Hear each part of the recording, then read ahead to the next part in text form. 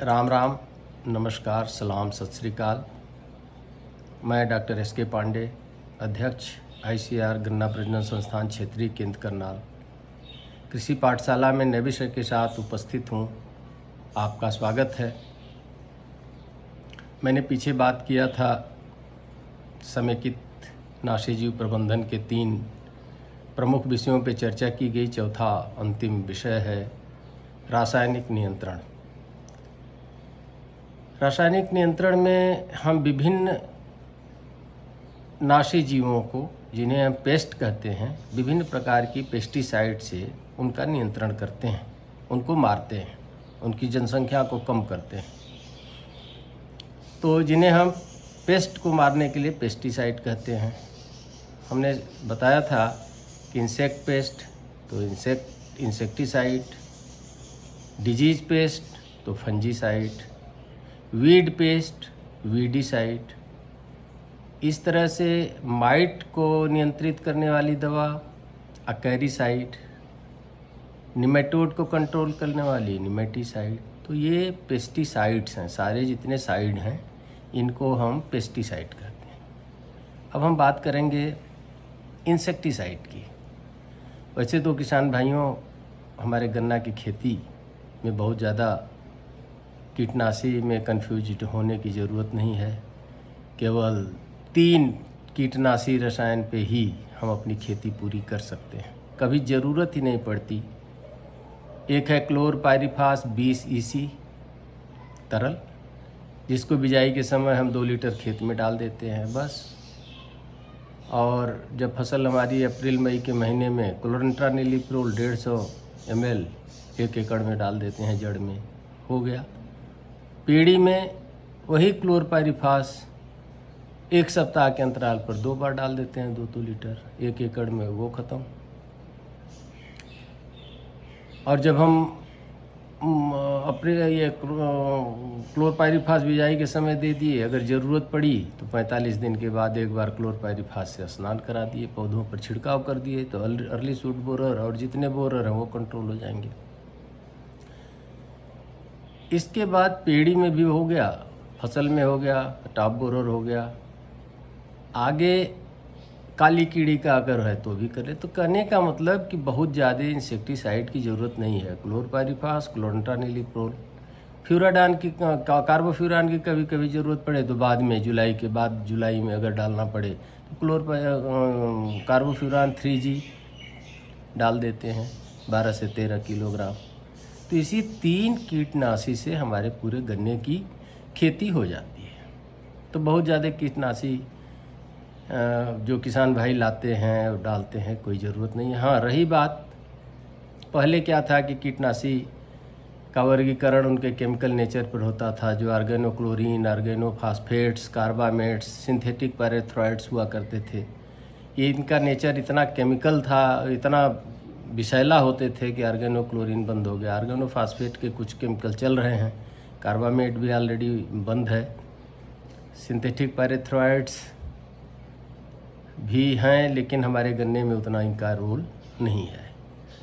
अब हम इनके केमिकल नेचर के बारे में बात करें तो इनका वर्गीकरण होता है ऑर्गेनिक, इनऑर्गेनिक, सिंथेटिक, मिसनेलियस। 3-4 प्रकार का, इनके 4 प्रकार के नेचर के इंसेक्टिसाइड होते हैं।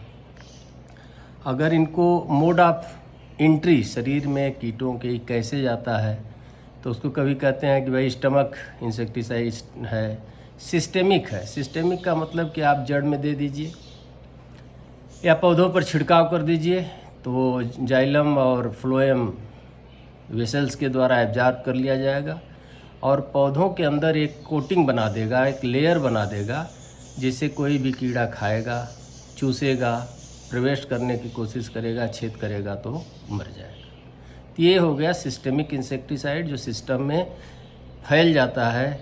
सिस्टम उसको, बहुत लोग इसको सिस्टमेटिक कहते हैं, सिस्टमेटिक नहीं, सिस्टेमिक। स्टमक क्या है? रैट कंट्रोल में हम डालते हैं दवाई, रैट को डाल दिए, खाया, मरा, उस पेट में दवा गई तो मरा। कॉन्टैक्ट इंसेक्टिसाइड, कीड़े संपर्क में आते हैं, जैसे घर में मक्खी वक्खी होती है, जिसको हम डाल देते हैं, मक्खी संपर्क में आए, जड़ में हम डाल दिए क्लोरपाइरिफास तो दीमक संपर्क में आया। तो इस तरह से कांटेक्ट हो गया।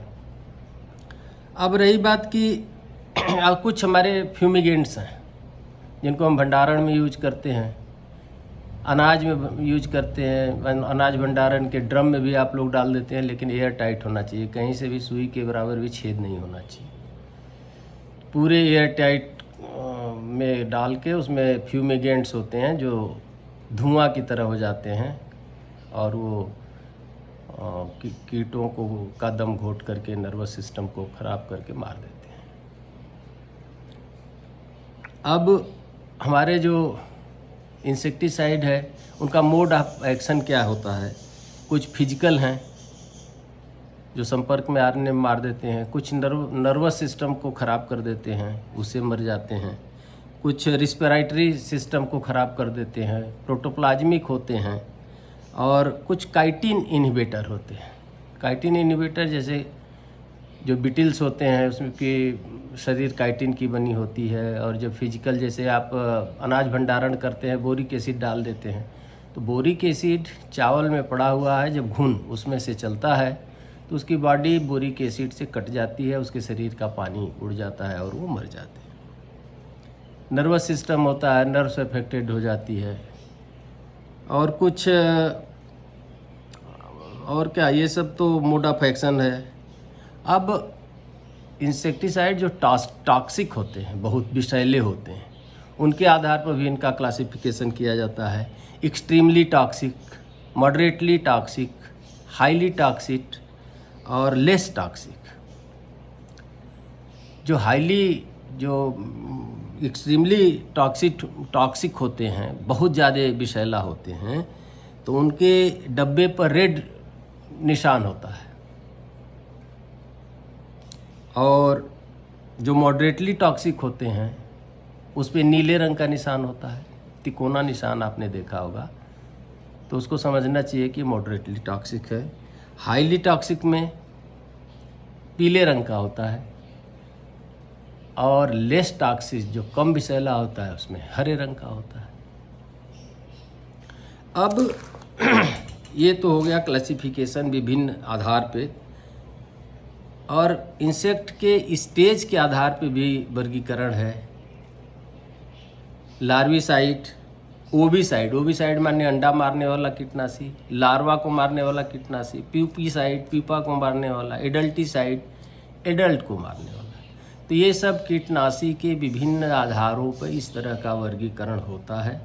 तो हमारे किसान भाइयों को एक थोड़ी छोटी सी भूमिका हमने दिया कि इस तरह से इंसेक्टिसाइड का वर्गीकरण होता है। अब इंसेक्टिसाइड जो पहले स्वतंत्रता प्राप्ति के बाद से जो ऑर्गेनोक्लोरीन कंपाउंड थे, जिसमें डीडीटी, हेप्टाक्लोर वगैरह वगैरह इंसेक्टिसाइड आते थे, वो बहुत ही पर्यावरण को प्रदूषित करते थे, वो बंद हो गए।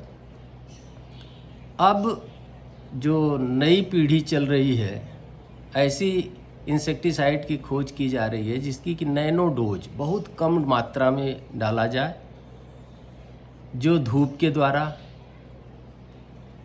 बायोडिग्रेडेबल हो जाए, माइक्रोब्स के द्वारा बायोडिग्रेडेबल हो जाए, या अपने केमिकल रिएक्शन के द्वारा बायोडिग्रेड कर जाए वातावरण से, डिसिपेशन वातावरण में न रहे। तो अब इस तरह के इंसेक्टिसाइड बन रहे हैं, जैसे क्लोरेंट्रानिलीप्रोल है, जैसे क्लोथियानिडीन है, जिसकी 100 ml मात्रा, 100 ग्राम मात्रा पूरे एकड़ के लिए सफिशिएंट 150 ml मात्रा हो जाती है। तो अब इंसेक्टिसाइड इस तरह से बन रहे हैं नियोनिकोटिनॉइड ग्रुप के, जिसमें थायोमेथाक्सम है, इमिडाक्लोप्रिड है, ये सब इंसेक्टिसाइड 2-3 नए आ गए हैं। जो गन्ने में इमिडाक्लोप्रिड का प्रयोग होता है, क्लोरेंट्रानिलीप्रोल का प्रयोग होता है, क्लोथियानिडीन का भी प्रयोग होता है। ये वाइट ग्रेप के लिए बहुत बढ़िया, 150 ग्राम पर एकड़ आप डाल दीजिए जुलाई के महीना में, जो सफ़ेद सुंडी है उसका नियंत्रण हो जाता है। तो ये कुछ बातें हमने आपको बताया कि केमिकल कंट्रोल के बारे में, जो एक मोटी मोटी बातें हमने आपको बताया, जिससे आपका एकदम चित्र क्लियर हो जाए और बहुत सारे इंसेक्टिसाइड के बारे में आपको भटकने की ज़रूरत नहीं। तो आपको बहुत बहुत धन्यवाद, और वीडियो को शेयर करें, बेल आइकन बजाएं, सब्सक्राइब करें, जो कि अन्य किसानों को भी ये जानकारी मिले। और ये कोविड का समय है, आप सभी अपने को सुरक्षित रखें। धन्यवाद। जय हिंद, जय किसान।